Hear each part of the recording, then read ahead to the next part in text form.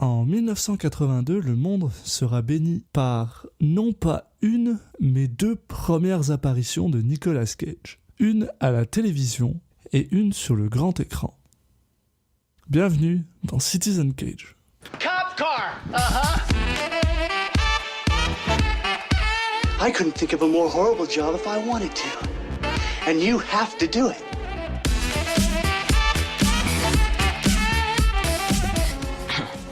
What? I'm gonna steal the Declaration of Independence.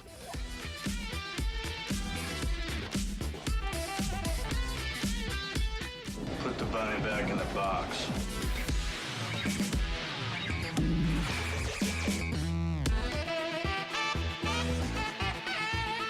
I'd like to take his face off.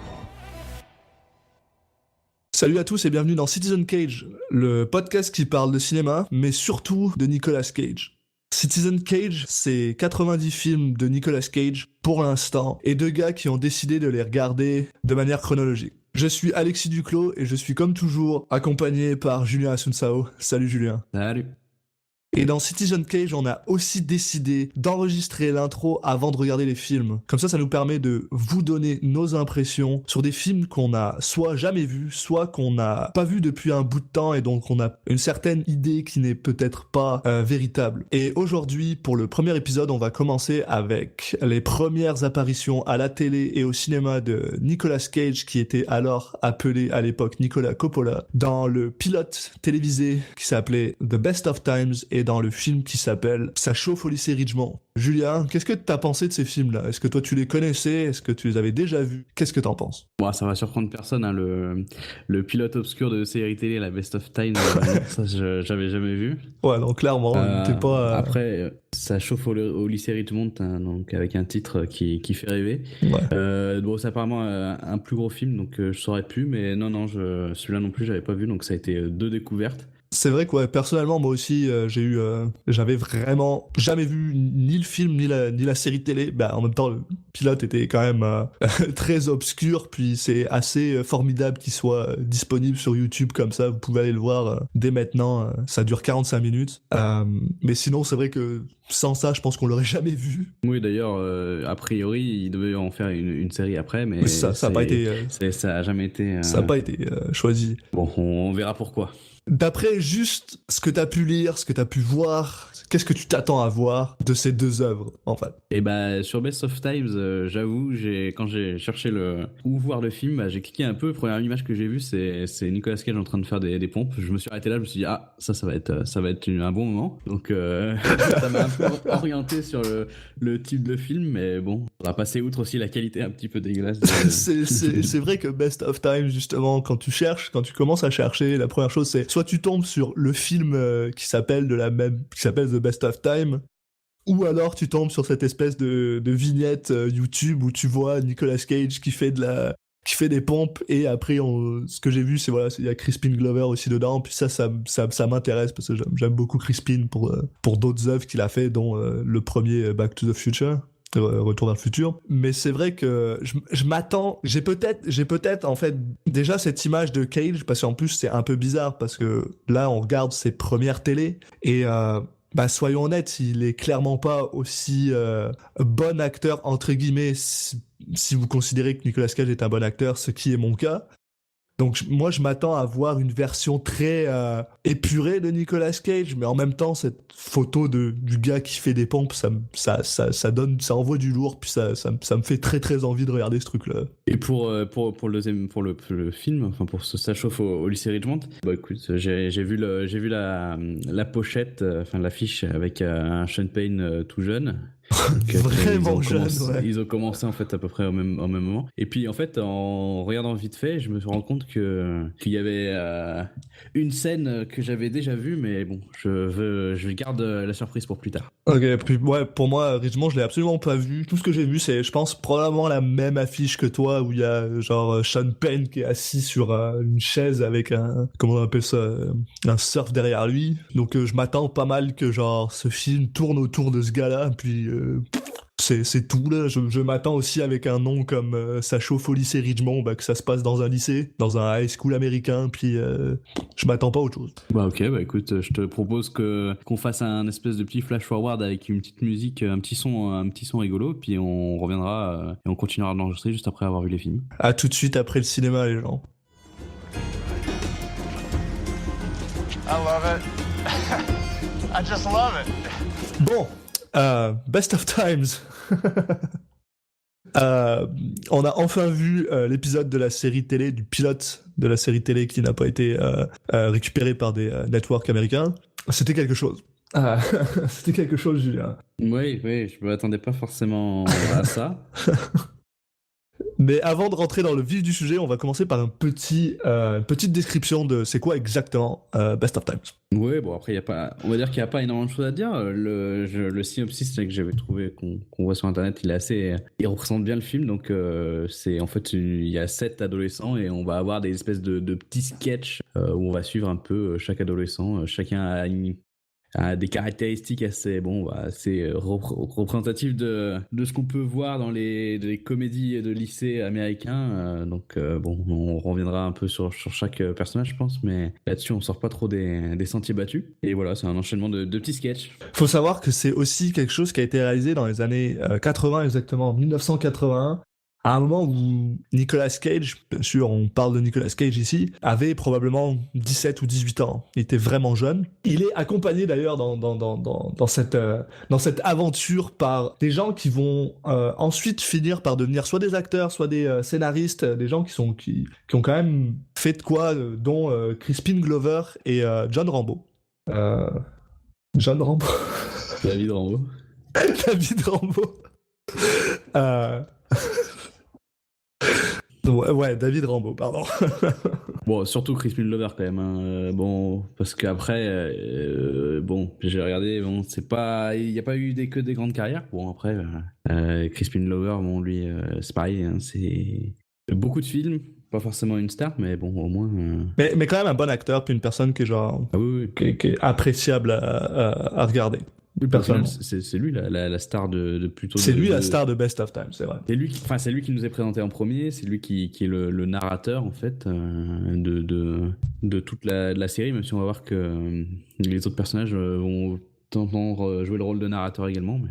Faut aussi savoir un truc assez amusant par rapport à cette espèce de petit pilote, c'est que chaque personnage porte le nom de l'acteur qui le joue.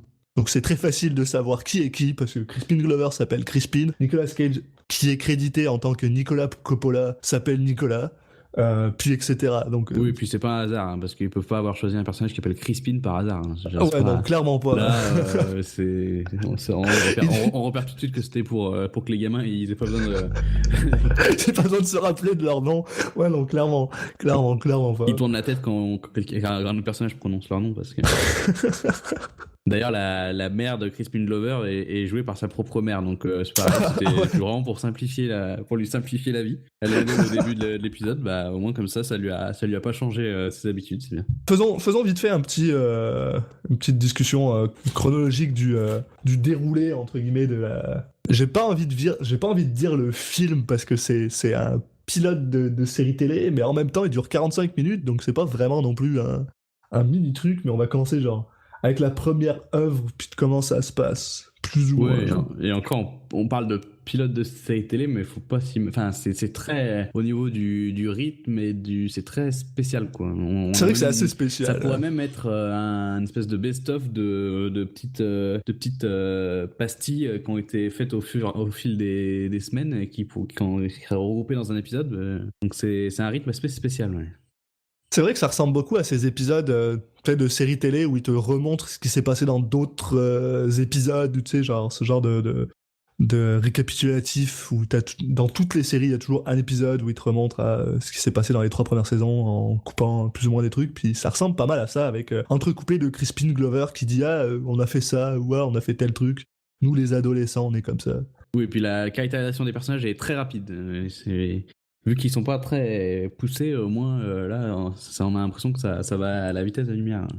C'est vrai, ouais. Donc, comme on disait, ça commence par Crispin Glover dans sa chambre qui nous fait un petit monologue d'ouverture pendant qu'il se fait engueuler par sa mère. Qui parle à la caméra en expliquant nous on est des jeunes, ça ressemble à quoi des jeunes des années 80? Bah, il dit pas des années 80, mais genre, clairement pour nous c'est le cas. Puis il dit on est des gens comme tout le monde, puis blablabla. Puis là il présente tout le monde. Il présente ses potes. Il dit moi je m'appelle Crispin, puis lui c'est mon meilleur ami Nick. Nicolas Cage, du coup. Première télé de Nicolas Cage de tous les temps. Et les gens ont choisi, finalement, l'image qu'on avait vue sur YouTube avec Nicolas Cage qui fait des pompes sans t-shirt, dans le sable, à une main. À une main, c'est important. Et c'est tout. Il parle pas, il dit rien, ça dure 2 secondes, et c'est la caractérisation du personnage qu'a décidé, lui c'est le gars qui fait des pompes et qui est torse nu. Puis ensuite on embarque avec les autres, sans aucune transition. Voilà, c'est le musclé de la bande, c'est le beau gosse de la bande un petit peu aussi. Même s'il a un peu une tête de teubé, mais bon. J'ai vraiment du mal à ce que quand les gens le catégorisent comme justement le beau gosse du truc, alors que il a des muscles quoi. Voilà. Mais on va pas juger. Et puis après, je crois que ça finit avec le pire générique du monde en fait. Ouais. En même temps, mais juste avant le générique, j'avais noté, en fait, ça a pris un tour un peu sombre et je m'attendais pas. Et juste avant le générique, ça commence déjà ça parle un peu de flics et de drogue. Alors, je me suis dit. oui, c'est vrai. Parce qu'il faut reconnaître que la série, l'émission en elle-même a quand même un ton qui est vraiment très très léger du début à la fin. C'est bizarre en fait. Sauf à 2 ou 3 endroits qui sont vraiment vraiment très très dark, j'ai trouvé. On en reviendra dessus, mais il faut reconnaître, pour vous les auditeurs chez vous, si vous n'avez pas vu le truc, il faut quand même savoir que c'est très enthousiaste, c'est très... Oui, il y a de la musique, ça pète il y a des couleurs, c'est généralement en extérieur, il y a beaucoup de... C'est pas triste, mais de temps en temps, il y a des mots... Ça surprend en fait. Puis ça, ensuite on tombe sur cette espèce de générique avec la chanson que je serais même pas capable de chanter, mais que... Ah si, the best of time. C'est comme ça. De toute façon, le générique dure que 5 secondes. Hein. D'ailleurs, après, il y a une pub de 15 secondes pour les toilettes, donc la pub de les toilettes est plus longue que le générique, mais même comme ça, elle m'est restée en tête. Hein. Et ensuite, première chose, je crois, si je dis pas de bêtises, on revient sur... Est-ce qu'on revient sur Crispin ? Non, on revient sur les différents personnages en fait. Et on est de manière un peu plus approfondie. Où là, on va un peu plus s'approfondir sur les personnalités de chacun. Donc chaque personnage passe plus ou moins. Et puis, soudainement, à peu près à 5 minutes après le début de l'épisode, on retrouve Nicolas Cage torse nu qui est dans ces espèces de gym en extérieur, de salle de gym en extérieur devant une plage avec son pote et il est en train de faire de la boxe à chier, genre vraiment à chier là. Il fait de la très très mauvaise boxe en citant Rocky. Puis, je vais être honnête, j'étais vraiment très très heureux de voir ça parce que ça m'a réconforté dans l'idée que Nicolas Cage était déjà vraiment très hyper actif dès le départ de sa vie, que c'est pas quelque chose qui est arrivé après là. Il est vraiment à fond dans son truc, il cite Rocky, puis il met des coups de poing dans le vide, puis... Oui, c'est assez représentatif. Là, on n'est pas étonné de le voir déjà que c'est un peu le plus exubérant, on va dire, de la bande. Donc ça, c'est la scène où son pote vient lui dire qu'il n'arrive pas à trouver de meuf et qu'il veut lui expliquer comment on fait. Quoi. Ah oui, parce qu'il y a ce gars assez génial, je me souviens plus de son nom, je sais plus par qui il est joué, mais assez génial. C'est Kevin, non ? Je crois que c'est Kevin, ouais, qui passe tout l'épisode à juste y a un running gag. Appeler des femmes au téléphone pour leur demander s'ils peuvent venir avec lui à la prom, genre, au bal de fin d'année. Et c'est tout ce qu'il fait. C'est vraiment... C'est tout. Voilà, c'est son personnage. En même temps, il a des lunettes, donc déjà, c'est mal barré pour lui. Après, il a des lunettes, il est blond. Mais faut pas confondre avec son pote qui a des lunettes et qui est brun. Oui. Et qui lui... Il faudra pas le confondre non plus avec le personnage qui fait un peu la même chose dans le film d'après. Là, voilà, on passe à chaque personnage plus ou moins. On a un petit peu plus de développement. On a les 3 filles qui parlent. Puis là aussi, on a la première chose que je trouve qui est très très... ça a vieilli un peu, là. C'est des années 80 où, bien sûr, on voit la fille qui mange parce qu'elle est un peu en surpoids, puis ils arrêtent pas de lui dire qu'elle est grosse et qu'il faut qu'elle fasse un régime. Puis soudainement, on repasse à Crispin Glover, qui est genre, dans son salon, pas dans son salon, dans sa chambre, qui nous reparle. Puis là, il reçoit un appel de ses potes, comme quoi, ils ont plus de sous dans leur magasin, là, où ils vont tout le temps, là. Donc, il s'en va. Et puis hop, on passe à une scène où il arrive dans le magasin pour essayer de vendre des bouteilles pour rendre la consigne, finalement, pour récupérer la consigne. Pour se faire un peu d'argent. Pour se faire un peu d'argent. Donc il donne une bouteille, le gars lui rembourse une bouteille, puis finalement ils arrivent avec 15 000 bouteilles pour se faire rembourser les 15 000 bouteilles. Et quand le mec leur dit non, ça part un peu en couille, et tout le monde se met à chanter, à danser. Moi j'ai noté ça part en flash mob. Ouais, c'est un peu ça, c'est vraiment ça. Nicolas Cage prend des bouteilles et se met à souffler dedans. Ouais, ça tape sur le comptoir. Tout le monde se met à chanter, à danser. Il y a, je pense, le pire close-up de Nicolas Cage que j'ai vu de ma vie à un moment, avec sa tête où il sourit dans un endroit vraiment très bizarre. À 6 minutes 25, si vous voulez, si les gens veulent aller voir. J'ai noté parce que c'était vraiment une tête splendide. Et d'ailleurs, je pense que c'est peut-être aussi un des seuls endroits où on voit pas ses bras et où il porte un t-shirt. Et ça part en flash mob dans une petite épicerie, et c'est tellement bizarre que j'ai l'impression d'avoir pris de la drogue. Nick Cage danse comme un con, puis ils finissent finalement par il vole à l'étalage. Il vole à l'étalage parce qu'ils partent avec plein de trucs, et Crispin fait genre mets-le sur ma note. Bah de toute façon, en régional, on va vite se rendre compte que ces gamins sont insupportables. Non, c'est vrai. C'est les pires personnes du monde, quoi. En général, dès qu'il y a de la musique, tu sais qu'il va y avoir derrière une infraction. c'est vraiment le cas en plus. Ah oui. Non, mais... Puis voilà, puis après hop, sans aucun ado, là, on passe à autre chose. Puis c'est genre Crispin Glover qui parle, ou alors les trois filles qui parlent entre elles, puis il y a des blagues sur les gros, des blagues sur les intellos. Oui, sur les filles qui aiment bien se maquiller. Ouais, voilà, c'est ce genre de truc très représentatif des étudiants des années 80. Hein, ce genre de films et de séries qu'on a pas mal tous vus au moins une fois dans notre vie. Là. Puis, une fois de plus, on est à peu près 10 minutes in. Retour de notre ami Nicolas Cage, une fois de plus sur la plage, une fois de plus il est torse nu. Puis là, il est avec... encore une fois avec son pote Kevin qui lui dit est-ce que tu me trouves beau? Et puis le mec est genre non, ce que les gens ils trouvent beau c'est des muscles. Puis il commence à lui expliquer la vie en fait, et c'est là que je me rends compte que Nicolas Cage, à chaque fois qu'il est à l'écran, il prend tout l'écran. Oui, puis on en reparlera pour un autre moment en fin d'épisode, mais il prend l'écran là, il fait son monologue en lui expliquant que il faut avoir de la confiance, il faut approcher une fille, puis bien sûr le nerd avec ses lunettes essaye d'approcher une fille, puis ça marche pas. Voilà. Bon. Comme un certain nombre de fois dans sa carrière, en fait, il dit n'importe quoi, mais il le dit avec conviction. Ouais, voilà. En fait, il fait croire à la fille qu'il lui dit quelque chose, mais en fait, il veut juste que Cage pense qu'il parle à la fille de manière convaincante, blabla, mais ça finit. Bon. Oui, il veut que son pote le laisse tranquille. Le genre de shenanigan très classique finalement. C'est vrai qu'au final, on se rend compte que c'est pas très original comme série non plus. Là, ça va pas chercher. Non, en fait, ce qui est surprenant, c'est quand ça part en musique, quoi. Mais ça part en musique. Et en parlant de ça part en musique, oui. Ensuite on passe à autre chose. Ça faisait longtemps. Puis 15 minutes in, il y a une très très bizarre scène avec en gros Crispin Glover qui dit nous ce qu'on aime bien c'est se faire de l'argent, d'accord, ils sont jeunes, ils aiment se faire de l'argent. Puis ce qu'on aime bien c'est quand notre oncle ou l'oncle de quelqu'un, je sais pas, nous laisse le car wash, le lavage de voiture, un truc qui pareil ne se fait pas en France, mais aux États-Unis tous les étudiants gagnent leur premier sous en lavant la voiture. Apparemment. Et apparemment ce que cet oncle décide de faire, c'est de laisser ces 7 abrutis le car wash pour genre une après-midi pour qu'ils puissent se faire de l'argent. Et bien sûr, ils sont pas capables de juste laver des voitures sans chanter apparemment. Et ils se mettent à chanter du Dolly Parton 9 to 5 en fond, genre.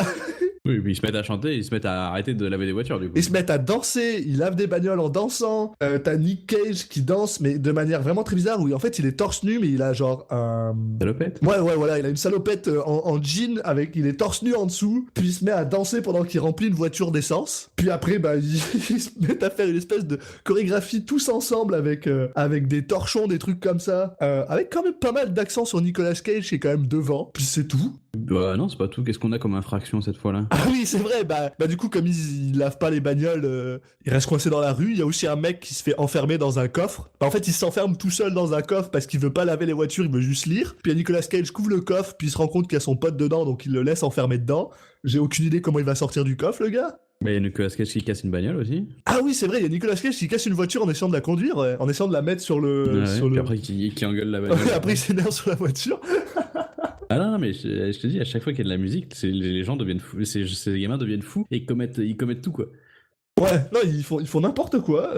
Puis ouais, voilà, ouais, la scène se finit avec tout le monde qui klaxonne parce que la rue est bloquée, parce qu'ils sont en train de danser au milieu de la rue et que les voitures sont pas lavées. Voilà, donc une scène. Donc voilà, il n'y a pas vraiment de suivi narratif, c'est vraiment. Ils avaient envie de faire une chanson avec des gens qui lavent des voitures et qui chantent, et ils l'ont fait, quoi. Après, est-ce qu'on peut vraiment leur reprocher?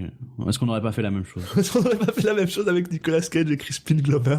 Peut-être, probablement. Et c'est ça, tout d'un coup ça coupe, on repasse je pense encore à Crispin Glover qui nous parle devant l'écran. Bah, il nous parle pour nous annoncer qu'il va y avoir une pause pub. Ouais, c'est ça. Et quand on revient, plein de petites scénettes qui passent où par exemple on a Crispin Glover qui va parler avec le gars du magasin finalement pour lui demander s'il a une cassette, parce que il vient juste d'entendre la musique. Oui, l'époque Voilà, des cassettes. il y avait des cassettes, il récupère la cassette puis il se met à... C'est les Talking Heads. Bah, globalement, quand ça parle de musique, par contre, ça cite des trucs un peu assez sympas. Ils savent de quoi ils parlent plus ou moins. Puis là, on a Crispin Glover qui se met à danser n'importe comment devant le gars. Il y a des blagues, c'est fun, c'est assez drôle. Après, ça coupe à Nicolas Cage qui joue au flipper avec son pote puis qui fait une blague sur Harvard. Voilà. C'est genre, je sais pas où est-ce que je veux aller entre Harvard et Oxford, je crois, ou un truc comme ça. Et l'autre lui fait, bah, il y a pas de... Ouais.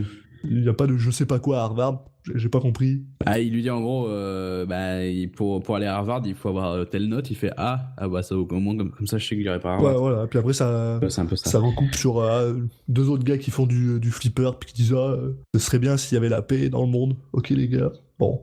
Non, puis après on a moi j'ai noté le hip-hop des tâches ménagères. Ah ouais, sur le week-end, ouais.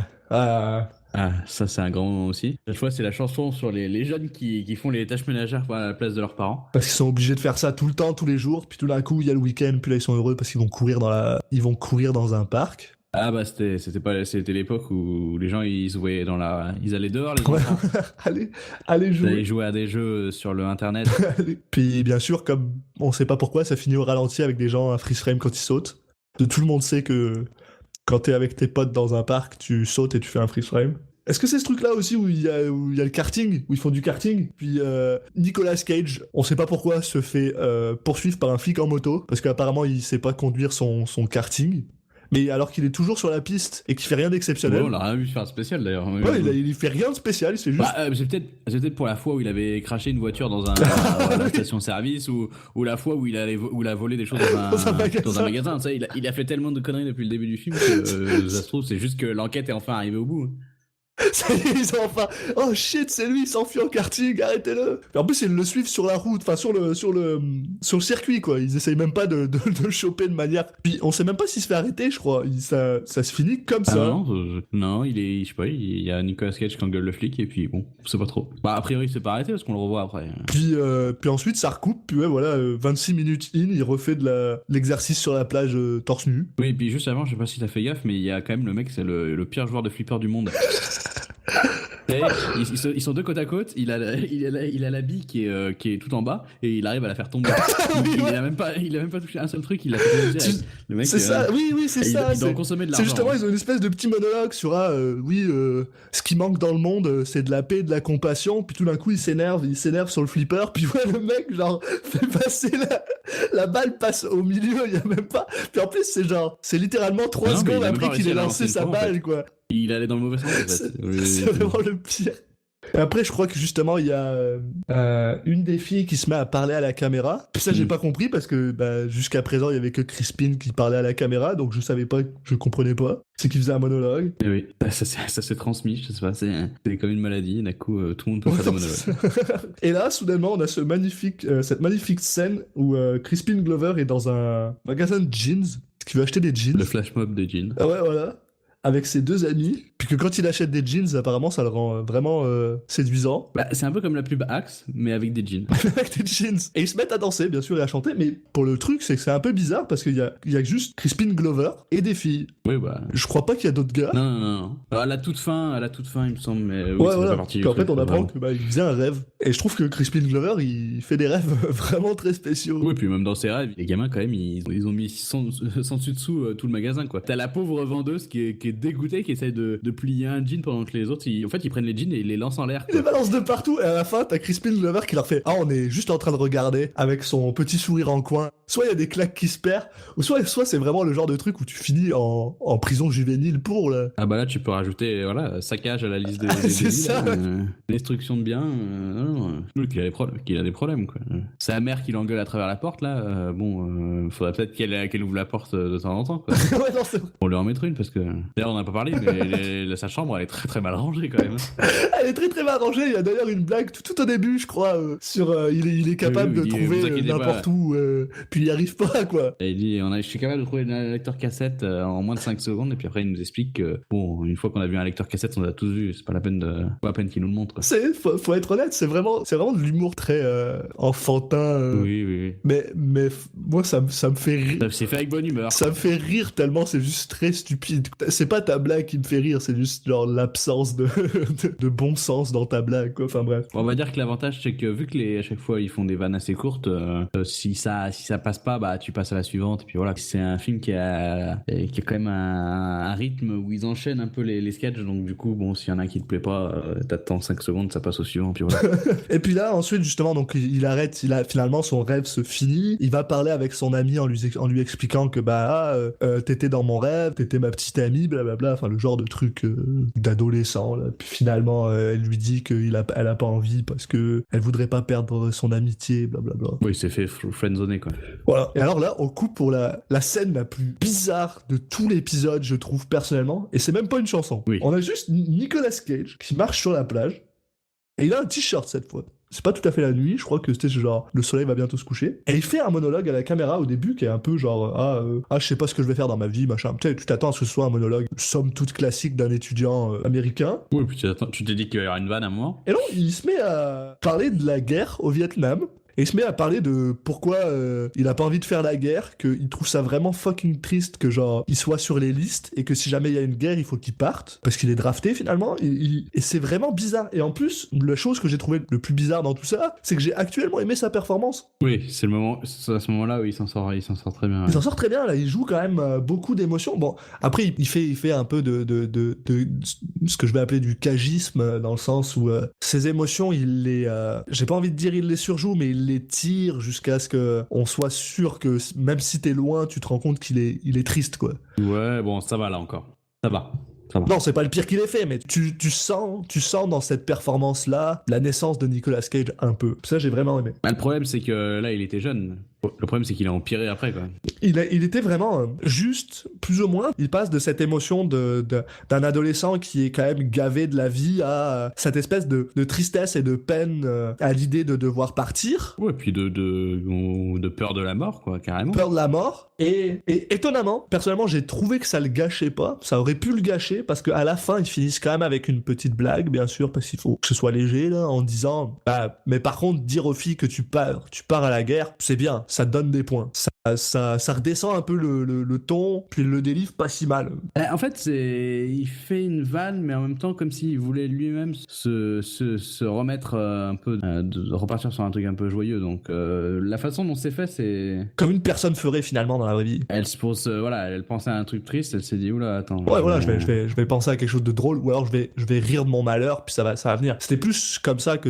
Parce que les blagues que Crispin fait, des fois, on a l'impression qu'elles sont juste faites pour faire des blagues. Alors que là, pour le coup, c'était bien amené. C'est accentué par le fait que, vu que Crispin Glover, en fait, s'adresse à la caméra, on a vraiment l'impression qu'il fait des blagues pour... Enfin, qu'il nous regarde et qu'il nous fait une blague à nous, quoi. Mais même là, pourtant, Cage s'adresse à la caméra et il fait pas ça. Ou alors il le fait, il l'a raté. Je sais pas. Soit il l'a raté, soit il l'a très bien fait. Personnellement, je trouve qu'il l'a très bien fait. Jusqu'à présent, je trouvais ça joyeux. J'avais l'impression de regarder une bande de jeunes qui faisaient des trucs qui avaient été écrits par un mec qui était clairement sous acide. Puis là, sur le coup, ça m'a redescendu. Puis j'ai trouvé ça vraiment très intéressant. Et au final, bah, une fois de plus, ça coupe et ça passe à autre chose, sans vraiment... Oui, il y aura aucune conséquence ou enfin. Ouais, il y a un petit clin d'œil après, quand Nicolas Cage dit à une fille justement qu'il va partir à la guerre et que c'est pour ça qu'il faut qu'il fasse quelque chose, mais à part ça, on s'en fout complètement, quoi. Et d'ailleurs, il me semble que ça coupe directement sur la fête, le bal de fin d'année, qui est Avec vraiment 5 personnes. le petit bal du fin d'année. Puis il y a un truc que je trouve absolument génial, puis moi ça me fait rire parce que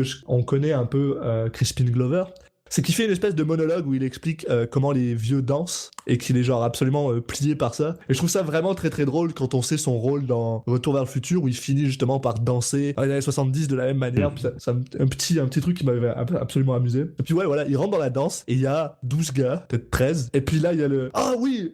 On a complètement zappé le subplot de la fille qui veut absolument jouer dans un Oui, dans un c'est ce que groupe. j'allais dire. En fait, c'est aussi le happy end d'un des Ouais, personnages. il y a Mais cette, bon, il y a on en a cette pas trop fille parlé. qui veut absolument jouer dans un Un groupe de musique. et à chaque fois qu'elle essaye, les gars lui disent juste de bah porte nos instruments, porte nos machins. En gros, elle fait le rodie. Bah parce que c'est une fille. Voilà, bah, c'est une fille. Puis à la fin, finalement, parce qu'elle a réussi à négocier $100 au lieu de $20 pour faire le job à la fête, bah elle a le droit de jouer de la guitare. Voilà. Puis on la voit jouer de la guitare. Et ça m'a fait rire parce que ça m'a aussi fait penser au moment où Marty McFly arrive avec sa guitare dans Back to the Future, je sais pas pourquoi. Et la danse est super petite. Il y a le gars du magasin qui est venu parce qu'il genre Il s'est fait un peu forcer la main pour fournir gratuitement des friandises et en échange de se faire de la pub. Un peu comme si tu proposes à un graphiste de te faire un logo gratuitement parce que ça lui fera de la pub. Mais surtout, c'est très stupide parce qu'il y a déjà tous les étudiants de cette école qui vont dans son magasin. Ils vont déjà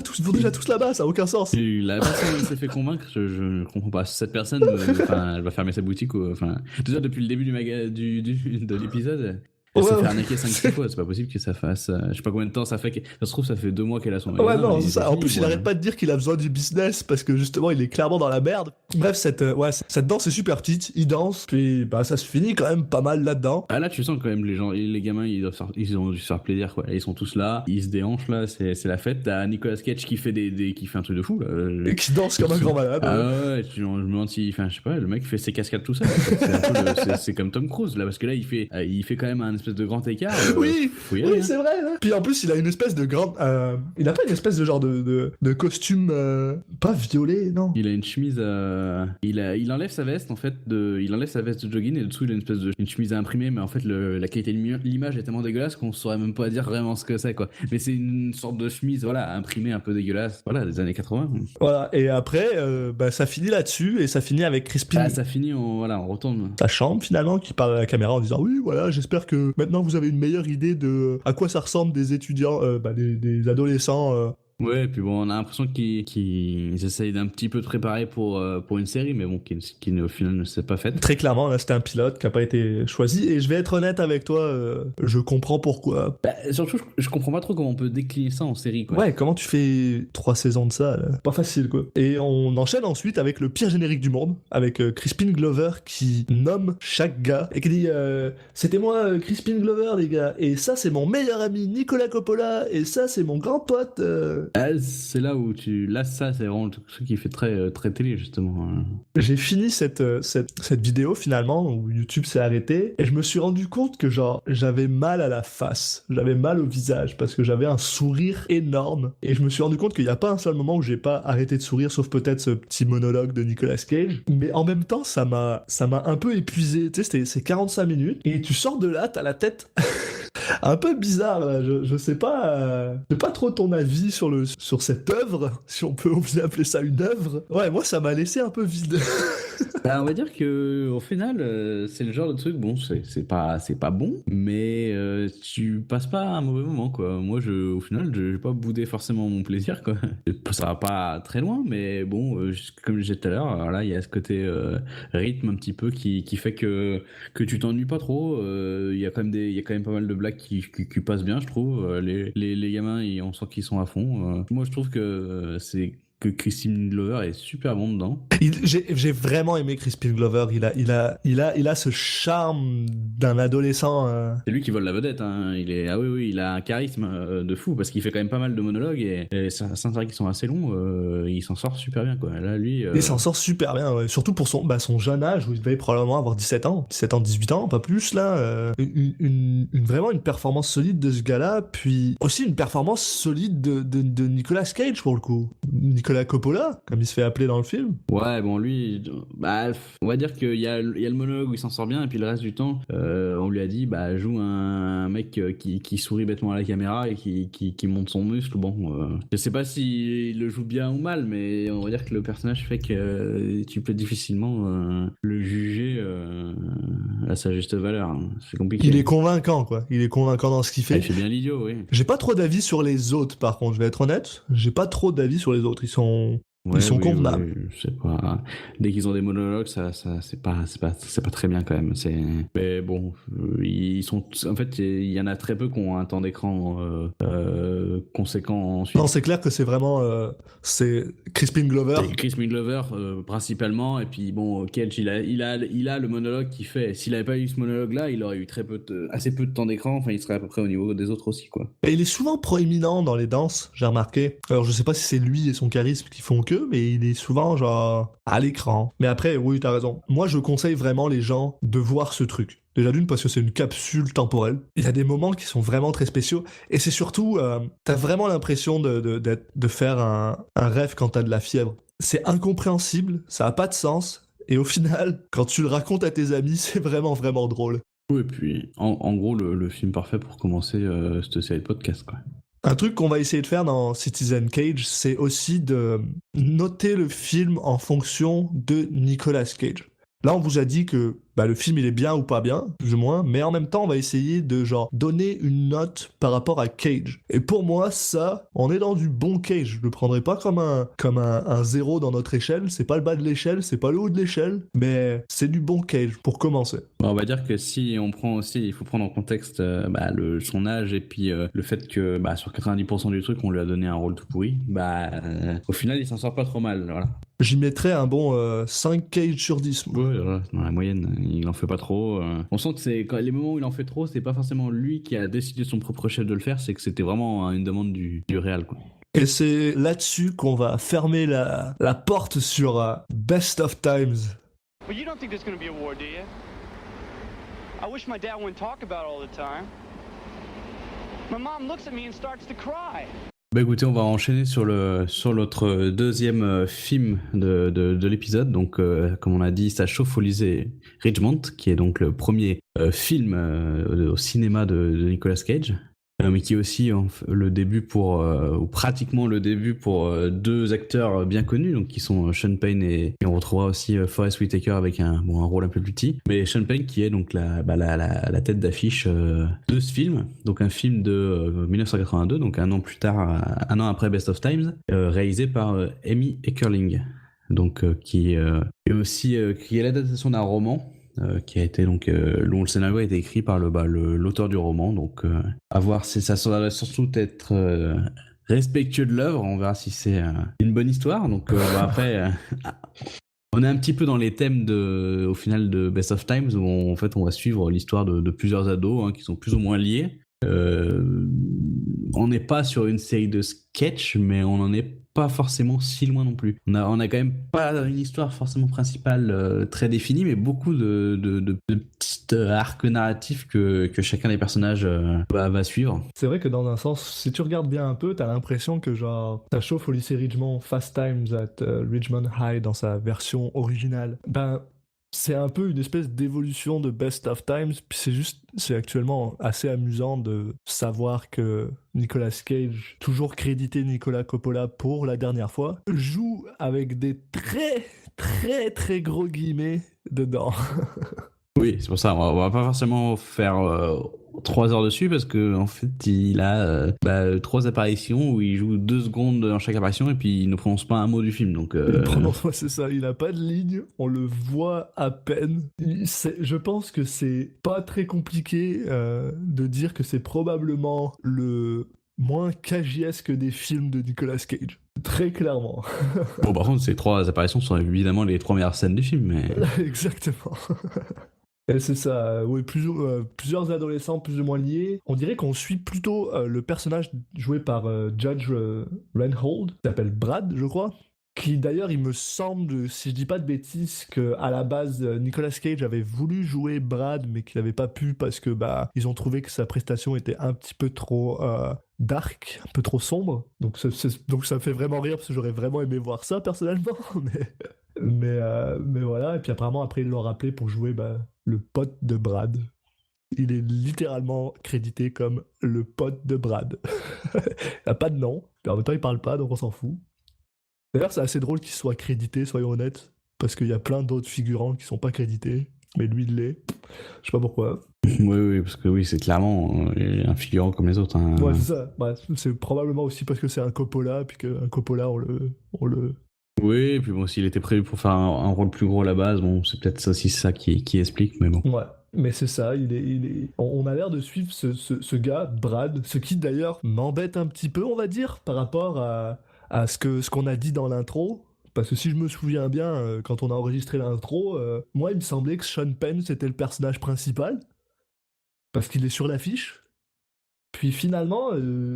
Oui, puis on peut même pas dire que qu'il était sur l'affiche parce que c'était une star, non, bah non, là c'était son 2e film, je pense pas que c'était la grosse star. Non, il est relégué à un subplot somme toute sympathique, mais il est pas. Je pense pas que ce soit lui le héros du film. Je pense que Brad est plus le héros du film. On en reparlera à la fin une fois qu'on aura fait un petit déroulé, Ouais. mais c'est vrai que son évolution de son personnage entre le début et la fin du film, elle est pas très probante comparée justement à quelqu'un comme Brad qui lui a un vrai arc narratif quand même. Donc voilà, on commence sur quoi ? On commence sur un montage musical. Eh oui. Après Best of Time, je me suis dit mais c'est pas possible, je vais me refaire un...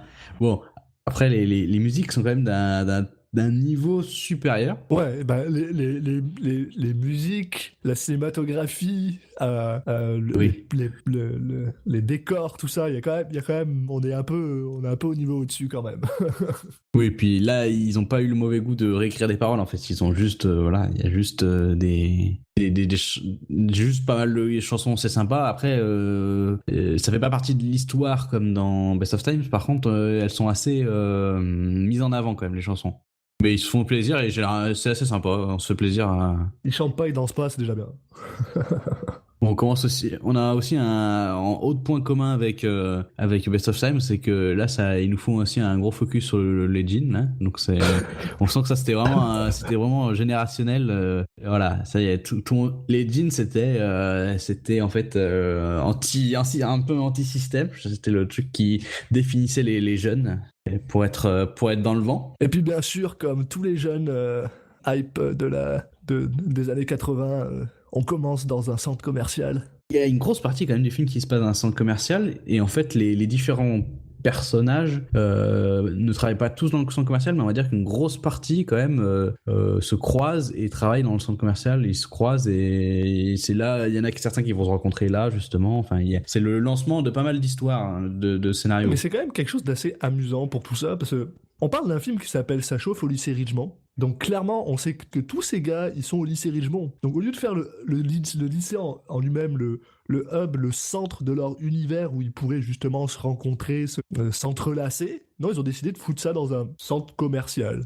Oui, bon après on va dire que c'est le côté ils ont tous du première année aux dernières années ce besoin de se faire de l'argent de poche pour un peu faire ce qu'ils veulent et puis ils ont des moyens tous un peu différents de justement de se faire cet argent. Il y en a Sean Penn par exemple, son personnage lui ça ne préoccupe pas, il y en a d'autres qui vont le faire de manière plus ou moins légale. Enfin justement là dans la première scène on va faire la rencontre de deux potes. On a Mike et Marc, qu'ils appellent Rat, parce que Mike et Marc ils sont tout le temps ensemble et ils ont un nom qui est proche. Alors c'est vrai que c'est pas...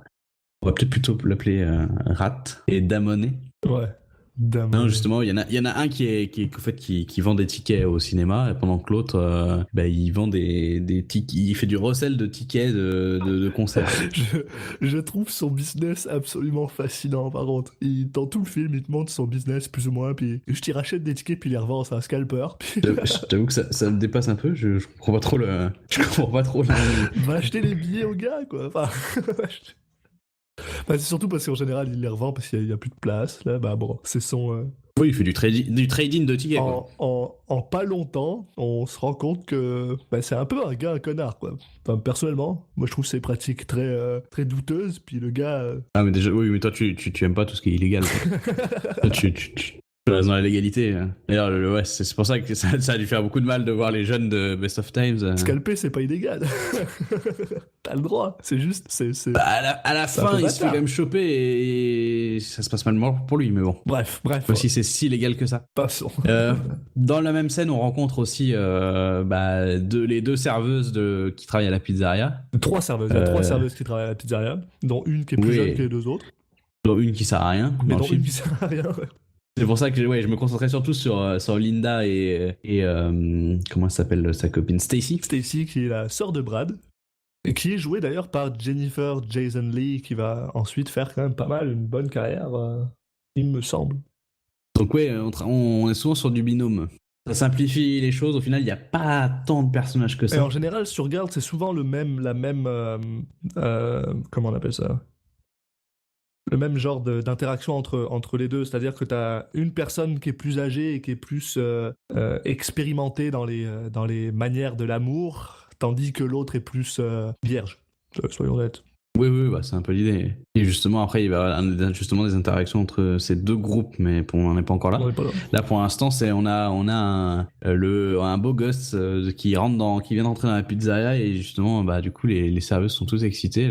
Elles se battent pour aller le servir. Et bien sûr, c'est la jeune qui a la chance d'aller le servir, donc elles n'arrêtent pas de lui dire parle-lui, dis-lui des choses sympathiques. Et je suis convaincu d'ailleurs que c'est clairement le genre de film qui explique pourquoi toute une génération de personnes sont convaincues que si une serveuse est gentille avec toi, ça veut dire qu'il se passe quelque chose, parce que il y a rien là, elle est pas exceptionnellement flirteuse là, elle est juste... Ah non, là, le mec, il réussit le plan de drague le plus facile de l'histoire, quoi. En fait, il est un peu cripos, quoi. il arrive, elle rigole vite fait, et puis il lui dit, file-moi ton numéro, elle dit ok. Ouais, voilà, c'est... Bon, et surtout, ce qui est un peu bizarre, c'est qu'en fait, on a l'impression qu'il avait préparé son coup, mais il savait pas quelle serveuse allait arriver, donc en fait, il prenait n'importe laquelle, ça lui allait très bien. Quand on voit un peu ce qui se passe ensuite, clairement, oui, il prenait n'importe laquelle. Hein. D'ailleurs, c'est dans cette scène où il lui demande son âge, elle dit qu'elle a 19 ans, et après, elle lui repose la même question, et lui dit qu'il a 26. Ouais, il y en a un des deux qui ment, et c'est pas celui qui a 26. Là, on est un peu dans le truc qui m'a déjà de base rendu mal à l'aise, où j'étais genre, d'accord, c'est ce genre de film-là. Bon. Une fois qu'on a passé un peu ça, voilà. Ah là, on arrive dans l'autre restaurant, on arrive dans le restaurant de burger cette fois. Le restaurant de burger où il y a Brad qui travaille. Voilà, l'employé du mois. Il a sa petite affiche avec sa gueule au mur. On voit quand il arrive, je sais pas, il en jette et tout. Il est à l'aise. Il a sa copine qui travaille avec lui. C'est actuellement vraiment drôle parce qu'on est dans une espèce de culture des années 80, on va dire, où t'as l'impression que travailler dans une place à burger et travailler dur, c'est genre une preuve de ton comment on appelle ça, de ton ta réussite, work ethic, de ta réussite. D'ailleurs, il le montre, il a bientôt acheté une voiture, il est populaire, c'est quand même un bon gars. Bon, après, ils travaillent tous quelque part et chez lui, il y a que lui qui est un peu mis en avant comme ça. C'était peut-être plus aussi par rapport à ce qu'ils avaient prévu pour son arc narratif. Bon. En tout cas, il est là, on montre que il est quand même compétent dans ce qu'il fait, puis ouais, on s'attarde pas trop sur lui au final. Non, c'est ça. Non, là, on a la première scène un peu bizarre, là, j'ai un peu surpris, c'est qu'il y a Sean Penn qui arrive et puis qui se met à se mettre torse nu avec ses potes au milieu du... Oh mon dieu, qu'il a l'air vraiment con. Il a l'air d'être... Il a une phase d'abruti qui est assez exceptionnelle. Il joue une espèce de stoner, genre, parce que les gars arrivent, ils étaient en train de fumer dans leur... dans leur... Comment on appelle ça, dans leur van, là. Puis ils rentrent, puis ils enlèvent leur t-shirt. Et bien sûr, le Brad lui dit, mais un t-shirt, là. En fait, ils ont une pancarte au mur qu'on a l'impression qu'elle est fait exprès pour lui, où c'est écrit que si t'as pas de t-shirt, tu peux pas être servi, quoi. On a l'impression que les mecs, ils ont dû designer une pancarte juste parce qu'il y a ce mec qui à chaque fois il rentre dans le restaurant, il se met torse nu, quoi. Très clairement, ouais, c'est pas la première fois qu'il fait ça, et c'est pas la première fois que l'autre arrête pas de lui dire. Puis finalement, je sais pas ce qu'ils font, ils remettent même pas leur t-shirt en plus, je crois. Ils leur mettent comme s'ils l'avaient fait 15 000 fois, je vois, allez, c'est bon, maintenant qu'on t'a bien fait marcher, c'est bon, allez, on remet le t-shirt. Ils se payent à manger, ils ont pas d'argent. Et puis scène suivante où justement ils arrivent, ça y est, on arrive au lycée là. Ah non. Enfin, oui, mais on arrive au lycée, mais c'est pas encore la fiesta, là. C'est la scène où justement il y a Linda et Stacy qui discutent. Et on a cette scène classique où elle dit il m'a toujours pas appelé, oui. en parlant du beau gosse de 26 ans là qu'il y avait, à qui elle avait laissé son numéro. Et l'autre lui dit mais non, mais tu peux toi tu peux l'appeler en premier. Il dit non, mais non, les filles s'appellent pas en premier. Enfin, on est vraiment dans cette chose classique. Après, ça va partir un peu plus en cacahuète parce qu'elle lui explique ça. Donc, Linda, qui est clairement la plus, qui joue en tout cas, qui essaie de se faire aussi un personnage de la fille la plus expérimentée, elle lui dit, il faudrait il faut que tu couches avec lui parce que t'as quand même déjà 15 ans, quoi. Ouais. Et là, cringe time, là. Un petit peu, parce que le gars, il a 26 ans.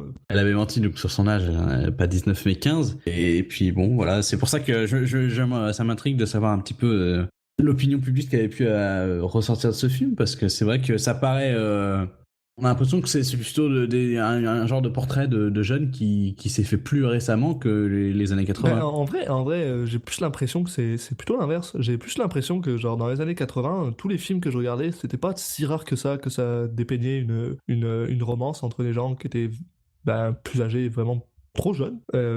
Mais ouais, sur le coup, là, on regarde le film... Puis moi déjà à ce niveau-là, je suis genre bon, on va rester pour Nicolas Cage, mais on va voir. Bon après c'est pas dépeint comme étant un exemple, enfin, ou c'est pas forcément dépeint de manière positive ni négative en fait. Par contre il y a pas forcément de jugement de valeur. Ça par contre c'est un truc que j'ai trouvé vraiment très très bien dans le film, mais on en reparlera plus tard, surtout pour un autre truc que j'ai trouvé vraiment très très intéressant. Mais tout ça, donc là on revient, ils sont en train de marcher, puis finalement je crois ils arrivent dans l'espèce de... ça coupe au parking, on voit Judge Reynolds, Brad qui vient avec sa bagnole et qui explique à ses potes que il reste plus que 3 paiements et c'est sa bagnole à lui, ce qui montre qu'il est quand même plutôt successful. Puis on finit par glisser plus ou moins de personnage en personnage jusqu'à arriver avec Damonet qui essaye encore de vendre des places à des gars, et on commence à rencontrer un personnage très très important de cette série, c'est la voiture de Forest Whitaker qui vient soudainement se garer à côté de lui parce qu'il a une pure bagnole qui lui a été offerte par des joueurs de football, je crois. J'ai pas bien tout compris. Parce qu'il est joueur de football et que c'est un grand quarterback. Et là, on a Forest Whitaker qui sort de sa bagnole. C'est pas du tout quarterback, mais si tu veux.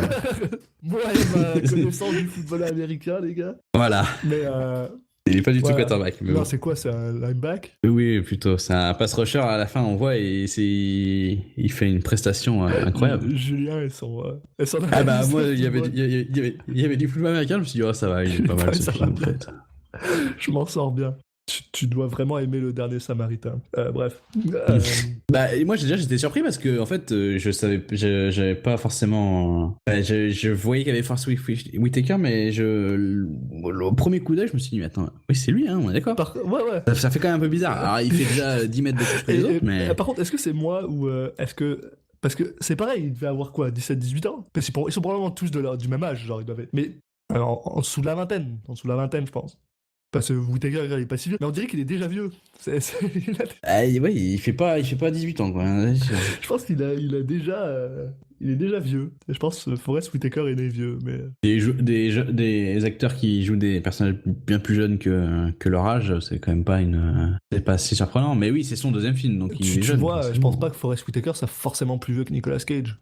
Même maintenant, quand tu le vois... Non, mais ils ont commencé à peu près en même temps, donc oui, je pense qu'il doit être pas si loin. Mais donc voilà, là on voit Forest Whitaker, puis on voit Forest Whitaker, on apprend que c'est un gars qui joue au football, puis qui est genre un peu... faut pas rigoler avec lui, quoi. C'est un gars, quoi. Puis après, il y a quoi? Il y a Spicoli, il y a Sean Penn qui arrive avec son van, puis ils ouvrent la porte, puis c'est plein de fumée, quoi. Voilà.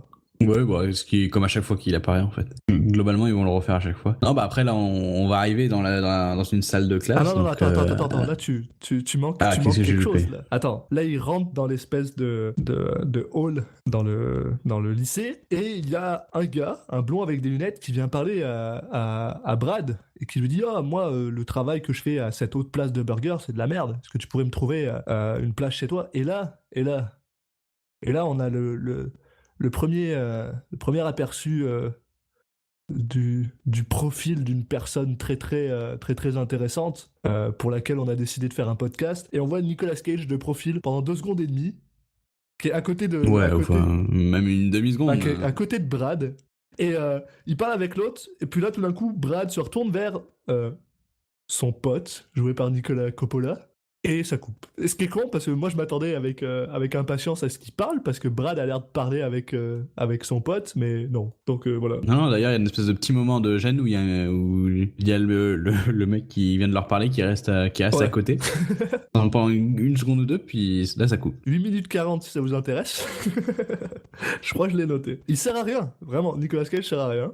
Puis là ça coupe, et on passe dans une salle de classe, je crois. Oui, c'est ça, c'est là où on fait la rencontre de Mr. Hand, le prof, le prof strict, quoi. Une histoire des États-Unis. Voilà, histoire des États-Unis qui a l'air d'être le cours le plus chiant de l'histoire, mais enfin, apparemment ça fait trois mois qu'ils sont sur, ils vont passer 3 mois sur, je sais pas, un amendement, enfin, c'est l'histoire de la création d'une loi, enfin. Et on commence le subplot avec Sean Penn, qui a décidé de faire la misère à ce gars-là, apparemment.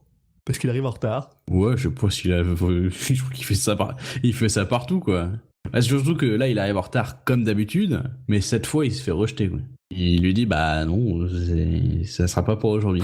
Aller voir le proviseur ou je sais pas quoi. Genre de truc, somme toute vraiment classique. Puis ensuite, il me semble qu'on coupe et on arrive dans la salle où... Ah, dans le réfectoire. C'est pas la scène avec la rencontre entre Mike et Linda et Stacy? Non, tu as sauté une scène importante. Pas importante, je sais pas, mais bon. Non, c'est dans le réfectoire où t'as la discussion entre Linda et Stacy, où Linda, elle s'étonne que sa copine ait jamais sucé de mec, quoi. Et qu'il nous fait une démonstration avec une carotte. Pendant qu'il mange, ouais. Et que tout le monde applaudit ça à voilà, la fin. et Ok, tout ouais, le monde applaudit à la fin. c'était- Voilà, je pense qu'il n'y a pas grand chose à dire de plus de cette scène, mais voilà, il y a cette scène. Et effectivement, après, on a une scène qui est quand même plus importante dans le scénario. Où Mark et Stacy se rencontrent dans une classe de bio, finalement, où ils doivent, Ouais, c'est ça, ils sont ensemble en où ils classe de doivent bio. couper une grenouille, genre de truc. Ouais, bah là, elle joue avec un chimpanzé. Ouais, où il t'explique que le prof est crade parce qu'il va à la morgue pour toucher les cadavres et prendre les organes, puis les Bah, peser, puis, oui, voilà. que ça sera sûrement l'examen, hein, enfin l'examen final, enfin, entre guillemets, de tenir devant la vision d'un corps ouvert. Là, c'est la première rencontre entre Mark et Stacy. Puis là, ça coupe à Mark et son pote Damonet chez son pote Damonet, où Mark dit « J'ai rencontré la femme de ma vie. Enfin, il sait même pas comment elle s'appelle, mais en tout cas, l'autre va lui donner bah voilà, un peu à la manière de Nicolas Cage avec son pote Kevin tout à l'heure, il va lui donner une leçon de drague en fait. Là après c'est Stacy qui fait le mur pour bah, justement aller bah, se faire son rencard avec le beau gosse de 26 ans qu'elle avait rencontré dans la pizzeria et qui bon s'appelle Ron. » Ron Johnson. Je sais pas pourquoi, mais ce nom me fait rire. Voilà, c'est tout. Je dirais pas plus loin. Ouais, il se retrouve dans un parc à baseball, genre... Ouais, enfin, ça ressemble à un squat quoi. Il y a du béton et je des pense tags on au mur. dirait que c'était genre un truc de baseball, puis ils sont dans un... Ouais, voilà, ils sont dans leur... Oui, c'est là où se mettent les joueurs en fait pendant les matchs, les remplaçants, mais Et ils font leur petit truc où Stacy perd sa virginité là. Et ouais, voilà, sur un banc en béton. ouais, sur Donc, un banc en béton. On est sur du super romantique. Avec cette image que j'ai trouvée assez vraiment, en fait, vraiment bien foutue, belle, où justement l'image recule, puis on la voit. On est un peu distancié de tout ça, peut-être comme elle l'est aussi, dans le sens où ben, il fait gris. En fait, ça finit où elle regarde au plafond. Et il y a un tag, je sais plus ce qui est écrit dessus, mais bon, ça remet en perspective, quoi. C'est une scène que j'ai trouvée potentiellement un peu triste sur le coup. Mais, quoi, soit dit en passant, ça coupe, puis il me semble qu'après on voit Stacy qui parle avec Linda et qui lui dit qu'il s'est passé de quoi avec Ron. Bah, elle lui explique que ça fait mal et l'autre il a dit bah continue, ça ira de mieux en mieux. Ensuite on est au domicile de Brad et Stacy. Et il y a Stacy qui a reçu des fleurs de la part de Ron et qui demande à Brad de s'en débarrasser pour pas que les parents soient au courant.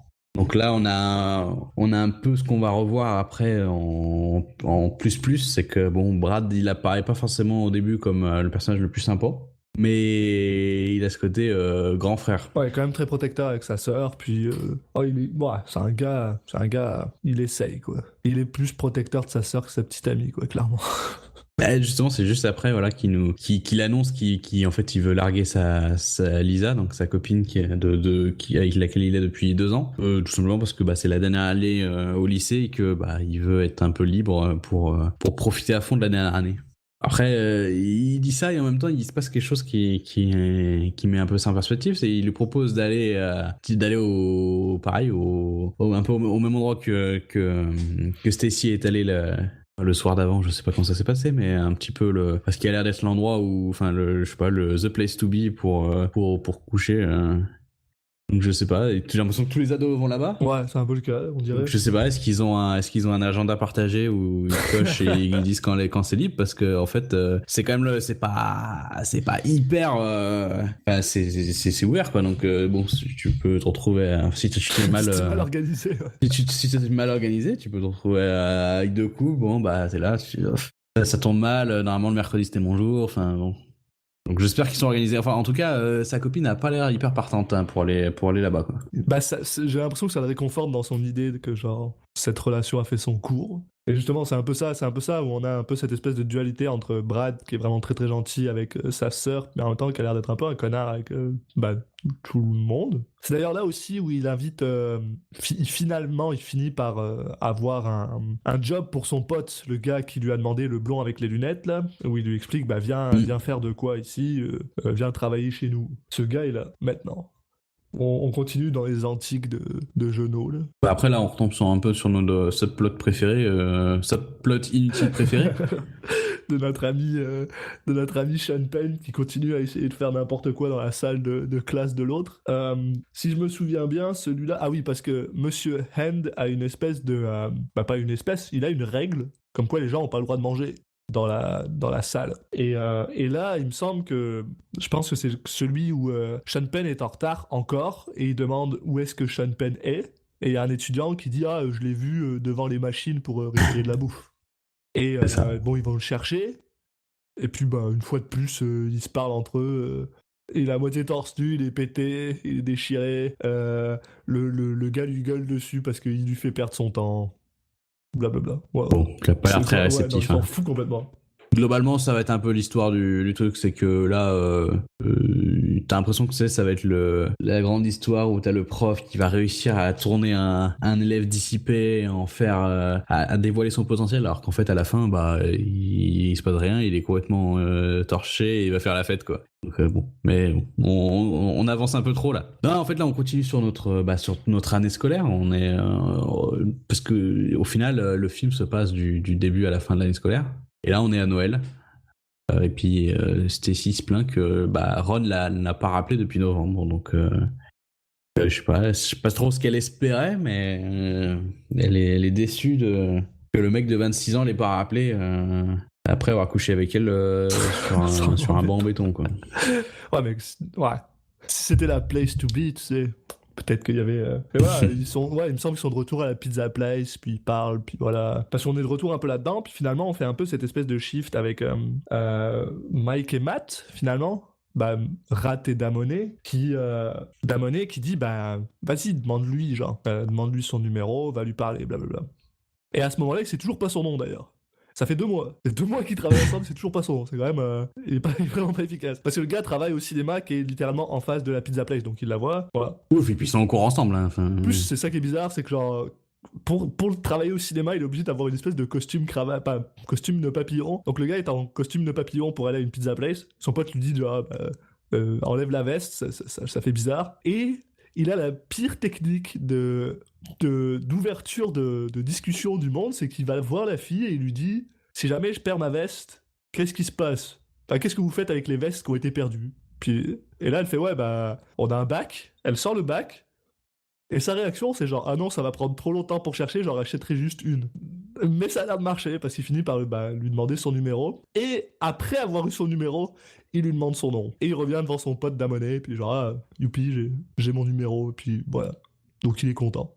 Bon, globalement, ça a pas l'air d'être très dur d'être un grand dragueur à cet endroit-là et à cette époque. Et puis bah, là, peu de temps après, en fait, on va voir la meilleure scène du film. Apparition de Nicolas Cage. À 30 minutes, où il est au restaurant, où il y a Brad qui travaille, parce que bien sûr c'est son pote, donc Brad travaille avec son pote. Et on voit juste... Bah, c'est la première fois qu'on le voit, alors qu'on l'a vu plusieurs fois le coin, mais je sais pas, il doit travailler que c'est un jour par mois. On voit sa face, vraiment de face pour cette fois, on le voit, il apparaît 2 secondes à peu près, même pas, et il est juste derrière un... Mais derrière le comptoir, enfin pas derrière le comptoir, derrière le dans le fond de la cuisine. Il y a une espèce d'embrouille et on se dit ouais, il y a sa tête, il va dire quelque chose, il va se passer quelque chose, il va avoir une ligne de dialogue. Et en fait non. Et après on le voit un peu plus proche, il me semble, si je me souviens bien. On le voit assez proche, mais enfin il y a vraiment aucune idée de dialogue là. Et c'est le moment où Brad se fait virer en fait de la manière la plus injuste possible. C'est ça, il y a son pote le blond qui est censé s'occuper de comment on appelle ça, de la caisse, puis il fait « Ah, est-ce que tu peux venir prendre ma caisse parce que je vais aux toilettes ?» Le gars va aux toilettes, il y a un gars qui vient se plaindre parce que genre son petit déjeuner est dégueulasse, et le gars lui dit « Ah, je vais faire me rembourser à 100%. Est-ce que tu sais ce que ça veut dire 100% satisfait ?» L'autre lui dit « Attends, faut que tu remplisses un papier. » Puis là, il lui hurle dessus, donc il hurle sur Brad, donc Brad insulte le gars. Il y a le manager qui vient, qui dit « Est-ce que t'as insulté le gars ?» Et bah oui, mais il a commencé, t'es viré. Voilà. Bon. Et là, le mec, il est dans la merde. Oui, puis il est sur une bonne série, parce qu'en fait, je crois que c'est deux scènes plus tard, il se fait larguer par sa copine. Avec le même pitch que lui avait préparé, donc en lui disant qu'elle veut plus de liberté. Lui, il avait changé d'avis parce qu'il disait bon bah j'étais classe, j'avais un boulot et tout, ça en jetait. Et maintenant que j'en ai plus, faut au moins que j'ai une copine parce que je peux pas avoir ni copine ni boulot. Et voilà, et il se fait jeter de la même manière, ce qui est un peu ironique et franchement hilarant. Donc là, voilà, sur l'arc de Brad, on est au moment où il est au fond du trou et on va voir s'il arrive à s'en sortir. Ouais, c'est un peu ça. C'est le moment où le héros a tout perdu et voilà, il faut qu'il retrouve des forces pour repartir de l'avant, sauf que c'est pas du tout le héros, mais bon. C'est un peu notre héros par... Parce qu'on a besoin de quelqu'un qui fait un lien avec tout finalement, et c'est le seul qui connaît, c'est le frère de Stacy, c'est le seul qui connaît vraiment Sean Penn. Oui, puis le fait qu'il soit en dernière année de lycée, ça rajoute ce thème un petit peu voilà de la fin du lycée, voilà.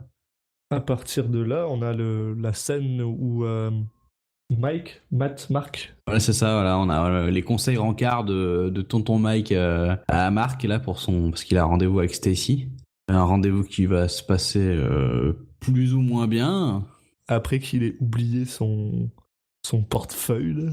Il se rend compte, voilà, il commande, hein, il suit à la règle les conseils de son pote, et bon, au moment où il arrive à la fin du repas, il se rend compte qu'il a pas son portefeuille sur lui, et donc il va pas pouvoir payer, ce qui est le comble de l'ingalanterie. Vu les années 80. Du coup, voilà, il demande à son pote de le dépanner et de prendre de la bagnole pour lui ramener ni vu ni connu le portefeuille. Ce qui fait plus ou moins bien. Pas bien, putain. Genre le gars arrive à la table, il fait Marc, c'est vrai, je savais que t'étais là, tiens, j'ai trouvé ton portefeuille par terre, genre. Le truc le moins discret de la planète. Et en plus, c'est là qu'on se rend compte un peu que quand Damonet rencontre Linda pour la première fois, on se rend compte un peu que Linda est pas forcément insensible à ses charmes. Alors qu'elle est en train de faire son truc avec Rat. Et bon, ils finissent par réussir à payer. Elle finit par l'inviter chez lui. Globalement, Stacy, si tu lui parles, c'est bon. Hein, tu lui dis bonjour. C'est un peu triste à dire, mais c'est l'idée qu'on en a du film, malheureusement. Malheureusement. Ah, même si son personnage bouge quand même. Hein, c'est pas, là, on exagère un petit peu, mais c'est vrai que on a l'impression qu'il ne faut pas grand-chose. C'est vraiment... son personnage est un peu malheureusement très... jusqu'à ce point-là. Après, ça devient un peu mieux, mais elle est un peu très omnidimensionnelle. Bon, Unidimensionnelle. elle est un petit peu poussée Ouais, par voilà, ses copines aussi, mais... Mais bon, elle est pas très développée, mis à part le fait que c'est une fille qui aime les garçons, quoi. Voilà. Donc il me semble que Stacy ramène Rat chez elle. Elle l'invite chez elle, voilà ça. Voilà, il est sur le point de conclure, voilà. Hein, et puis là, d'un coup, à ce moment-là, il panique et puis il décide de s'enfuir. Je sais plus quelle excuse. Ah oui, il dit qu'il doit ramener la voiture à sa sœur. Ouais, mais... une excuse bizarre, puis ça va. Et là, voilà, sur bon, ce... ça aussi, hein, on l'a déjà, c'est un peu un Sur ce, il me classique. semble que Stacy finit par aller dire à sa copine Linda que finalement Rat l'aime pas, puisqu'elle ferait mieux de passer Oui, à autre voilà, chose. elle se dit, Bon. il est pas foutu de coucher avec moi, ça veut Voilà. dire qu'il m'aime pas.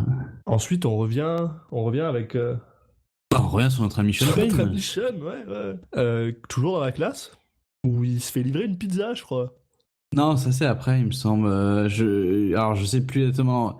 Je sais plus dans quel ordre c'est. Oui, c'est vrai que c'est un peu des sketchs. En fait, t'as des petits sketchs où t'as Sean Penn qui est dans la classe et puis il fait une blague avec son prof et il manque plus que les rires enregistrés, mais. Alors, il y a le moment où il crache la voiture de Forest Whitaker. Alors, je sais plus si c'est avant ou après cette scène. Après, bon, on va dire que la scène de la pizza est pas forcément. Il y a cette scène où Damone et Mark sont dans une espèce de bar et où il y a Forest Whitaker qui vient lui acheter des billets pour Earth, Wind and Fire, mais Earth, Wind and Fire, il n'en a pas, et il est là avec son petit frère. Encore du bon goût. Parce qu'on a eu quand même on a eu ça, on a eu, c'était quoi le premier?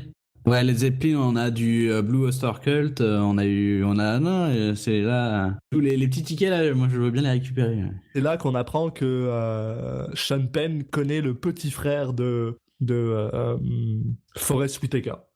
Et un peu plus tard, Sean Penn et le petit frère de Forest Whitaker sont dans la voiture de Forest Whitaker. Ils vont ils vont à une soirée. Ouais, et clairement ils sont déchirés. Et déjà, surtout Sean Penn en fait, comme tout le temps. Et ils finissent par cracher la bagnole avec un magnifique Sean Penn qui est genre mon père il a des outils, je suis sûr que je peux réparer la voiture moi. Le gars il est à peine capable de tenir droit, tu sais. Mais bref. Et au final ils finissent par faire croire que c'est... Ils s'en sortent en faisant croire que c'est l'école adverse qui a pété la bagnole. Et que genre Forest Whitaker, parce qu'il y a une rivalité entre l'école adverse et Forest Whitaker. Et ils doivent s'affronter lors du prochain match de football américain.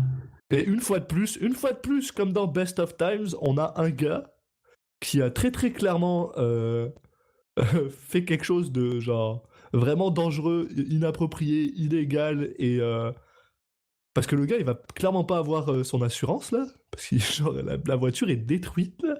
Et il a absolument rien. Parce que Sean Penn a l'air de s'en tirer plutôt pas mal, en fait. Il s'en tire. Ouais, parce que même le petit frère, à la fin, il lui fait un petit geste du pouce en disant « Hey, bien joué ». Parce que grâce à ça, Charles Jefferson, qui est le personnage de Forest Whitaker, il est énervé, alors il va défoncer un peu tous les joueurs de l'équipe adverse et ils vont gagner par un large score. Donc, Ça valait le coup de détruire une voiture à genre 15-20 000 $. Ouh pour gagner un match qui sert à rien. Et d'ailleurs, c'est pendant ce match qu'on a une nouvelle apparition de Nicolas Cage. Ah ouais? Ah, je l'ai raté ça. Et oui, il applaudit dans les gradins pendant 1 seconde. Il applaudit et il le fait bien. Je pense que dans tous les rôles de gens qui applaudissent, il est pas mal. Et après, il me semble qu'on a Brad à son nouveau boulot, finalement.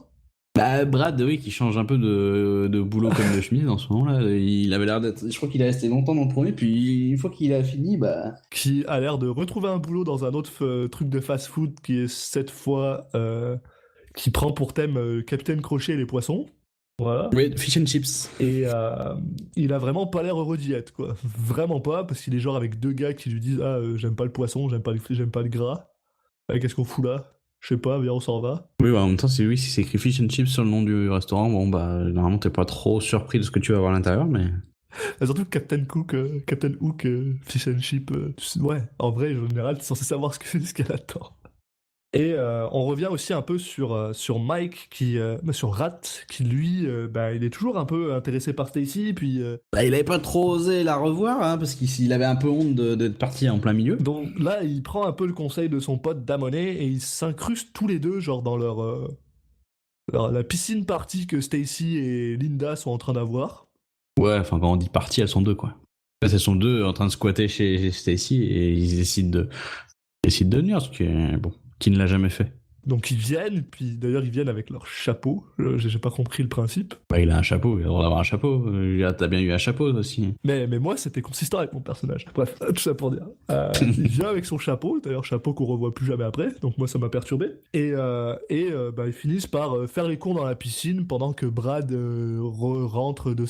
revient du boulot parce que, bah voilà. Et on voit un peu que bah, Stacy commence à être peut-être un petit peu plus intéressée par Damonet que par Rat. Et il y a cette espèce de truc très bizarre où Brad décide d'aller se masturber dans sa salle de bain en pensant à Linda, qui d'ailleurs l'interrompt en essayant d'aller aux toilettes pendant qu'il est en train de se masturber. Donc c'est... Ouais, parce que, je sais pas, dans les années 80, il n'y avait pas de verrou sur les portes de salle de bain, donc bah là, c'est un peu un instant, voilà, c'est l'instant quiproquo, vaudeville, mais en fait, qui va avoir aucun impact. Parce que cette storyline, elle s'arrête là. Hein. C'est vrai, en plus, c'est juste lui qui est frustré de plus avoir de copine. Ah, je t'ai chopé, et tu sais, tu te dis, il va y avoir un truc derrière. Et non, ils vont plus jamais se reparler, en fait. On savait pas vraiment qu'il avait un crush sur Linda, il en a un, puis voilà. Puis c'est tout. Et d'ailleurs, il est très très frustré parce qu'il a pas pu finir son truc, et que parce que apparemment, pourquoi est-ce que les gens frappent plus? Bah, c'est vrai que quand t'es aux toilettes et que tu sais que tes toilettes ferment pas, faut mieux frapper. Oui, bah en même temps, si tu devais frapper à chaque fois que tu ouvres une porte, la journée serait... On sait pas. Oui, enfin, d'accord, mais je sais pas, moi si je vais... Enfin, tout ça pour dire que bah il se passe rien finalement. Oui, voilà, cette scène, on a juste quand même Stacy qui a l'air plus attirée du côté de Mike, qui va le recroiser, et puis lui, on voit qu'il hésite pendant bien une demi-seconde. Hein. Se finit par se laisser tenter et ils font l'amour dans la cabane en bois à côté de la piscine où il est censé avoir les maillots de bain de... D'ailleurs, ça c'est peut-être juste moi. Je sais pas si c'est quelque chose qui se fait dans la vraie vie de la vie de tous les jours. Mais t'es qui pour permettre à quelqu'un de prendre le maillot de bain de ton frère? Bah, de toute façon, il le met pas parce qu'ils finissent par coucher ensemble. Ah non, voilà, là pour ce qu'il va faire, il aura pas besoin de maillot de bain. Ouais. Ça a duré à peu près autant de temps que ça lui a pris pour genre prendre sa décision finalement. Et il s'enfuit parce que bah il a honte et il part. Et elle est un peu... bah, je sais pas. Elle a l'air contente d'elle, puis elle essaie quand même de le revoir après. Puis lui, il l'esquive. Ce que jour, elle pourra plus esquiver parce que finalement, bah, Stacy, elle est enceinte. Ouais, elle lui annonce ça. J'avoue que je m'attendais pas trop à ça, parce qu'en fait, c'est pas trop en adéquation avec le ton de... Le ton de tout le film, ouais, qui est quand même plus... C'est assez spécial, ouais. Et surtout, ce que j'ai vraiment aimé, c'est parce que, en général, soyons honnêtes, quand dans ce genre de film, quand il y a une scène comme ça, c'est surtout pour être très moralisateur sur le fait que bah, vous êtes des jeunes et vous avez du sexe et c'est pas bien et blablabla et trucs. Et en fait, bah, finalement, je me rends compte que tout ça est quand même géré de manière quand même vraiment très mature, dans le sens où bah, elle arrive, puis elle lui dit ah, bah, je suis enceinte et je veux avoir un avortement. Et Alors, moi au début, je me suis dit, ah mais enfin c'est pas vrai, elle lui dit ça parce que vu qu'il reste avec pour lui, le forcer. ouais, voilà. Non, pas forcément, mais au moins pour le forcer à lui répondre quoi. Enfin, pour le faire Pour faire réagir voilà, finalement, ouais. Ouais, c'est ça. Et en fait, c'était tellement peu amené parce qu'en fait, le film te donne aucun indice là-dessus. C'est juste, bah tiens, il veut plus me reparler parce qu'il a aussi un peu honte d'avoir fait ça à son pote quand même.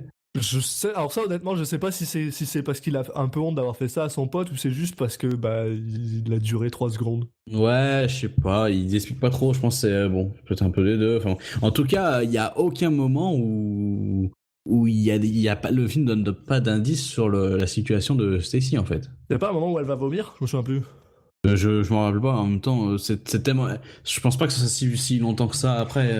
Non, bah, enfin, il y a pas. En tout cas, même si au pire il y a ça, enfin, c'est très peu mis en avant, quoi. Donc du coup, ça surprend vraiment. Mais finalement, bah, on se rend compte que bah oui, c'est vrai. Ah oui, parce que même. Puis en plus, oui, elle lui dit, bah, ça coûte $150 à la clinique. Bon, on en paye la moitié chacun, et puis je veux bien que tu m'y amènes. Il dit, bon, elle veut récupérer $150, enfin $75, c'est quoi? Non, pas du Non, tout. c'est vraiment. Ah, mais en plus, c'est ça, c'est ça que j'ai trouvé ça vraiment très mature, tu sais, dans le sens où elle vient le voir, elle lui dit ah, bah, je voudrais avoir un avortement, et là le gars lui dit ah donc tu t'attends à ce que je paye, puis là elle répond juste la moitié. Oui, et puis qu'elle l'amène, elle lui demande quand même plus un support psychologique Ouais, aussi, parce qu'on voit au final qu'elle est capable de payer tout toute seule. ouais. C'est plutôt un support psychologique qu'elle veut pas y aller toute seule. J'ai trouvé comme façon de dealer avec ce problème-là sans être moralisateur, c'était quand même très très bien fait. Puis bon, Mhm. bah finalement. Surtout que juste après, on va avoir un truc tout pourri. On en reparlera, mais la réconciliation entre les deux potes là. C'est maintenant? Non, mais c'est beaucoup moins bien géré. Bon, on en reparlera en temps voulu. Là, non, on n'est pas là, on en est. Bah, c'est un peu ça quand même, parce qu'on a quand même Marc là qui va découvrir pas qu'elle est enceinte, mais qu'ils ont fait quelque Ils chose ont ensemble. couché Quoi, ensemble, que, ouais, qui finissent par se gueuler dessus. Voilà, bon, ça dure 5 secondes. Ils sont dans le locker, puis ils commencent à parler, fait qu'est-ce que t'as fait avec Stacy, blablabla, de toutes les femmes qu'il y a sur la planète Terre, t'aurais pu aller chercher une autre fille, blablabla. Ils essayent de se battre, puis il y a genre le prof qu'elle a jamais vu qui vient que genre oh arrêtez ça. Pour l'instant, on n'avait vu que deux profs. Pour l'instant, apparemment, leur cursus, c'est histoire des États-Unis et puis C'est biologie. ça, y a rien d'autre. Puis je pense que Brad a juste pas d'études. C'est sa dernière année, mais il va pas en classe. Non, bah voilà, c'est ça la dernière année. Ben non, il peut pas, il a 15 boulots. Qu'est-ce que tu veux? Le mec, il fait tous les boulots du monde, il peut pas aller en classe en plus, quoi. D'ailleurs, il me semble que c'est à partir de là qu'on voit que bah, Brad est à son boulot, puis les gars, il y a son gars qui lui dit ah, il y a les gars de chez IBM qui ont commandé plein de poulets, on veut leur en ramener. Et le gars fait genre ok, d'accord, très bien. Il commence à enlever son costume de pirate, parce que bien sûr, il est obligé de porter un costume de pirate pour travailler dans un truc sur Captain Hook. Et le gars, il fait oh là, qu'est-ce que tu fais? Enlève pas ton costume de pirate. Sois fier un peu, et un peu de fierté. Clairement, il a de la fierté parce qu'il veut l'enlever. Donc après, il part dans sa bagnole pour aller livrer les trucs à IBM. D'ailleurs, il se sert copieusement dedans en trouvant que c'est quand même vraiment dégueulasse comme bouffe. Copieusement, et il met un petit croc dedans, il fait mais c'est dégueulasse, il le jette par la fenêtre. Donc, ça a quand même été le déclic. Et là, après, il arrive à un stop. Il y a une fille qui s'arrête à côté. Bien sûr, shenanigan parce qu'elle le regarde, puis il pense, elle sourit, donc il pense qu'elle lui sourit, mais non, en fait, elle se fout de sa gueule parce qu'il a un chapeau de pirate. Donc il balance le chapeau de pirate, il balance la bouffe par la fenêtre et il démissionne. Donc voilà.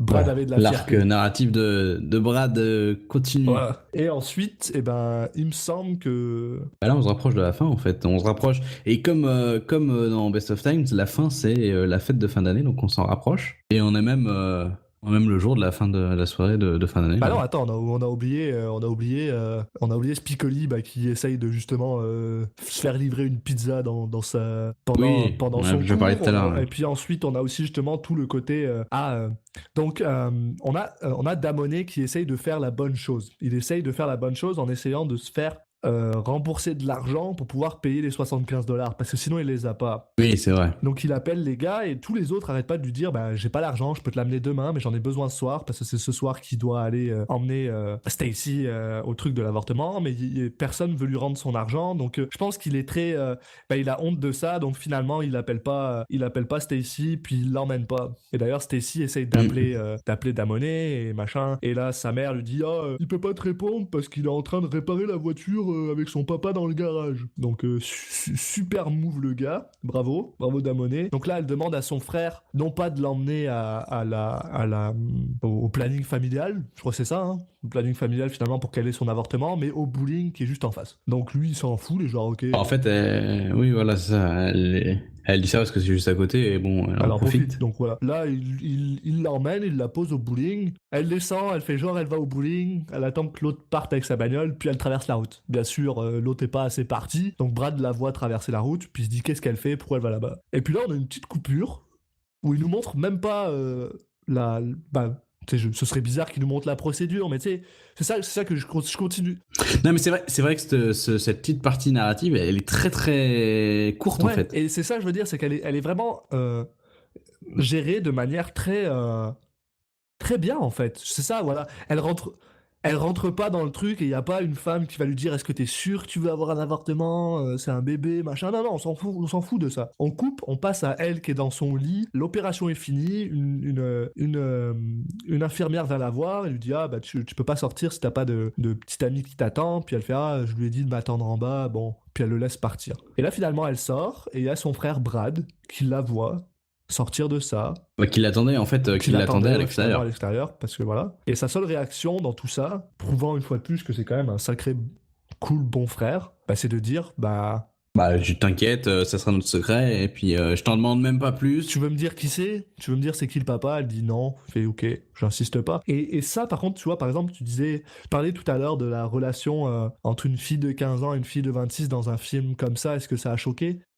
Personnellement, je pense pas. Parce que malheureusement, c'est un peu... Non, c'est pas cette partie-là, c'est plutôt le côté à 15 ans, on doit avoir couché, ou après la scène avec les carottes. C'est plutôt cette logique-là que... Peut-être, mais tu sais, genre, j'ai l'impression que... Mais la scène de l'avortement, je pense que ça a dû choquer pas mal de trucs, alors que pour l'instant, moi, j'ai trouvé que c'était justement la chose qui était le mieux gérée dans tout le film, parce que le reste est genre, un peu vieillotte, et ça, j'ai trouvé ça vraiment, vraiment bien géré, surtout quand tu sais qu'il y a encore maintenant des films qui le gèrent pas de cette manière-là. Donc ça je donne un bon point pour le film là-dessus. Ça, j'ai vraiment aimé. Mais c'est vrai que toute cette partie elle est vraiment dans un ton tellement différent, c'est très... un peu doux, amer, un peu bizarre. Puis finalement, bah voilà, ils rentrent chez eux. Elle est pas contente de Damonet qui a fait n'importe quoi, donc elle finit par aller marquer. Sans dire que ça a forcément un lien, et il faut noter aussi quand même que le réalisateur est une femme, donc bon, est-ce que c'est aussi ça qui a permis d'avoir un regard moins accusateur, bon. En règle générale, les filles passent moins pour des... Enfin, c'est plutôt les mecs qui passent pour des salopards que l'inverse. Bah, c'est un peu vrai, ouais. Ouais, bah c'est quand même très... Mais c'est un film qui est au final très humain, mais on en reparlera une fois qu'on a fini. En gros, on va aller très très vite sur ce qui se passe, parce que ça sert à rien de prendre non plus trop de temps. Au final, Damonet est pas content... Stacy est pas contente de Damonet, donc elle finit par écrire quelque chose sur sa bagnole. Il est un peu gêné de ça, donc dans son casier, tout ça. Alors qu'on voit quand même que malgré tout ça, il a quand même beaucoup de succès avec toutes les autres filles. Puis finalement, on arrive au grand jour du bal. On arrive au grand jour du bal et on va finir avec Spicoli, parce qu'on va finir qui a un visiteur qui est son prof et qui vient l'emmerder avec de l'histoire des États-Unis. En gros, il lui a dit j'ai calculé, tu m'as fait perdre 8 heures, on les rattrape ce soir, quoi. Et Scapoli, finalement, qui prouve qu'il est pas si idiot que ça, tout en le disant d'une manière vraiment très stupide, explique finalement c'est quoi sa vision de l'histoire des États-Unis. Et le gars lui dit bon bah ok, je pense que je t'ai assez fait perdre ton temps, va à la prom.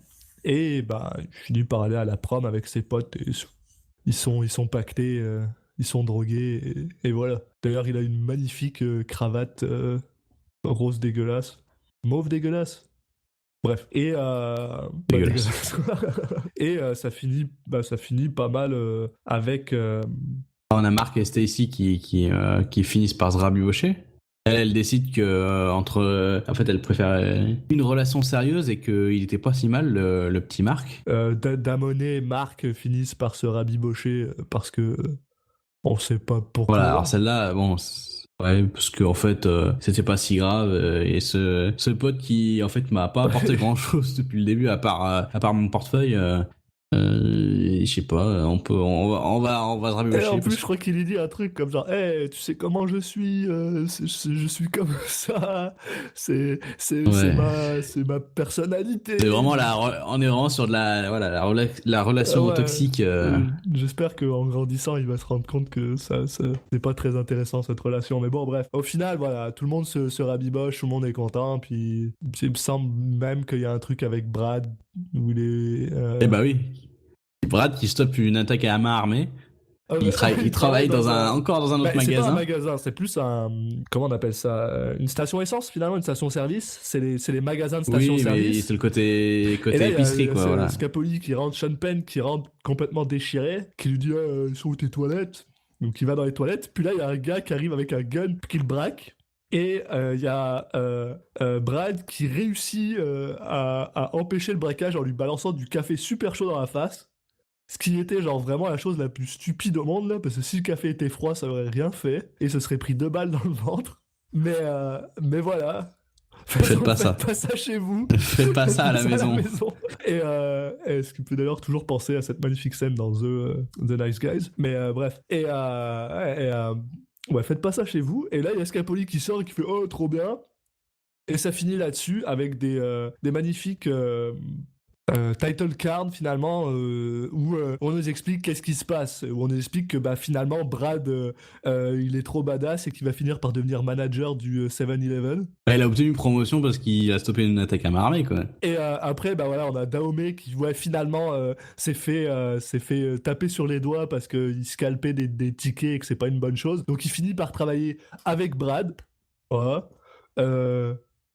Forest Whitaker qui devient genre un footballeur pro, je crois. Du pas de bêtises. Ou est-ce qu'ils en parlent? Il est écrit sur lui. Je sais plus s'ils en parlent. Ils parlent de Linda qui, je sais pas, elle vit avec son prof de je sais plus quel de. Oh ouais, ce truc. Elle est allée à l'université et elle vit avec son prof. Ok. De toute façon, Linda, alors, elle a aucun arc. Le seul truc qu'elle a, c'est qu'elle a une relation à distance et puis à la fin, elle le plaque à distance, mais. Ils avaient pas de quoi payer un acteur supplémentaire, alors son copain il est juste nommé, quoi. Non mais c'est très bizarre. Si elle est là pour montrer ses seins à un moment, mais. Ouais, voilà. Mark et Stacy finissent ensemble aussi. Il y a Scapoli, Sean Penn qui finit par faire du surf, je crois. Puis c'est tout. Oui. Puis c'est pas mal tout là. Le film en tant que tel, voilà, je vais être honnête, moi il m'a tellement pas marqué là, je veux dire, parce que pour être honnête, depuis tout à l'heure on parle sur Scapoli, machin. J'ai vraiment aucune idée dans quel ordre ça se passe là. J'arrive pas à m'en rappeler. Mais tu sais, c'est pas un mauvais film, mais c'est clairement pas un film que je regarderais.